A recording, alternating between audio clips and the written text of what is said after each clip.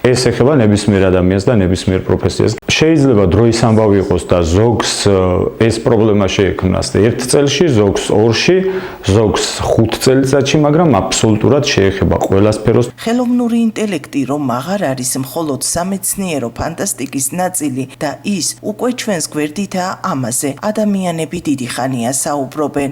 AI უკვე ასრულებს ისეთ ამოცანებს, რაც მხოლოდ ადამიანური ინტელექტისთვის იყო დამახასიათებელი. წერას, თარგმნას, დიაგნოზის დასმას, სამართლებრივ ანალიზს, პროგრამირებას და მომხმარებელთა მომსახურებას.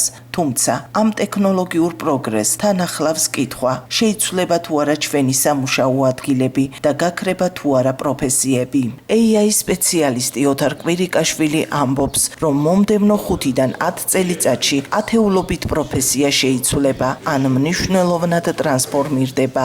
პირველ ეტაპზე სწორედ იმ პროფესიის წარმომადგენლები დადგებიან საფრთხის წინაშე, რომელიც დღესდღეობით დააკავებული არიან რუტინული საქმიანობით და რისი გაკეთებაც, რისი ავტომატიზაციაც შეუძლია ხელოვნურ ინტელექტს.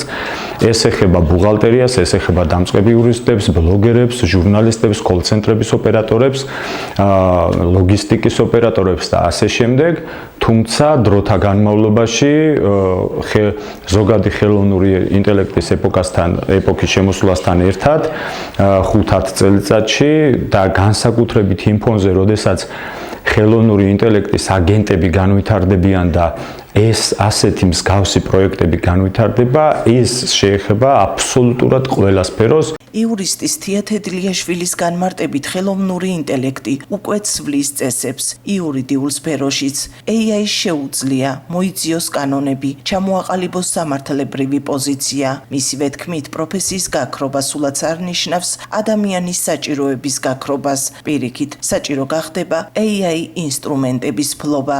ხელოვნური ინტელექტის პირობებში უკვე დგას ის საშიშროება, რომ გარკვეულ საშიშროება შეიძლება ესეთი ცუდი გამონათქვამი არის, მაგრამ ხელოვნურმა ინტელექტმა შესაძლებელი არის ძალიან მოკლე ხანში ჩაანაცვლოს სხვადასხვა პროფესიები, ვინაიდან აქ შეგვიძლია იმდენად ბევრი ინფორმაციის მოძიება ძალიან მინიმალურ პერიოდში, რომ შესაძლოა ვთქვათ ჟურნალისტები, რომლებიც მუშაობენ უამრავ მასალაზე და ჭირდებათ ძალიან დიდი დრო, ამას ხელოვნური ინტელექტი აკეთებს რამდენიმე წუთში ან წამში და შესაძლებელი არის რომ საფრთხე დაემუქროს ამის გამო ჟურნალისტის პროფესიას, ასევე არ არის გამორიცხული საფრთხე დაემუქროს იურისტის პროფესიას, ვინაიდან სამართლებრივ კონსულტაციას AI ტექნოლოგიები ძალიან კარგად გასცემენ. რეჟისორი გიორგი ლობჟანიძე ამბობს, რომ ეს პროცესი ძალიან ჩქარდება მის პროფესიაში. AI შეუძლია შექმნა სცენარი, დაგეგმოს კადრი,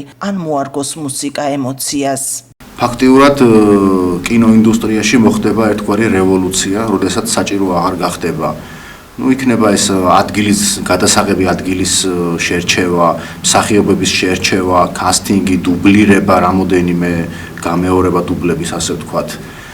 ხელოვნური ინტელექტის დახმარებით კომპიუტერში ჩვენ თვითონვე შევქმნით, ასე ვთქვათ, რაღაც ვირტუალურ მსახიობს, ვირტუალურ სახეებს, რითაც შეგვეძლება ისინი ავალაპარაკოთ და ავალაპარაკოთ საკმაოდ, ასე ვთქვათ, ბუნებრივად და შემდგომში გადავიღოთ შევქმნათ ისეთი კინოპროდუქტი, რომელიც იქნება ვიზუალურად აბსოლუტურად რეალისტური, აბსოლუტურად, ასე ვთქვათ, ხარისხიანიც, რამდენად იქნება შინაარსი გამართული და მოკლედ კინოინდუსტრიის მომავალსაც უკავშირდება ხელოვნური ინტელექტი. AI სპეციალისტები თვლიან, რომ პროფესიები იცვლება, მაგრამ უნარები რჩება. AI-სთან ერთად მუშაობა უკვე აღარ არის არჩევანი, ის საჭიროებაა. ვინც არ ისწავლის, შეიძლება ჩანაცვლდეს, ხოლო ვინც ისწავლის, შეიძლება თავად შექმნას ახალი პროფესია.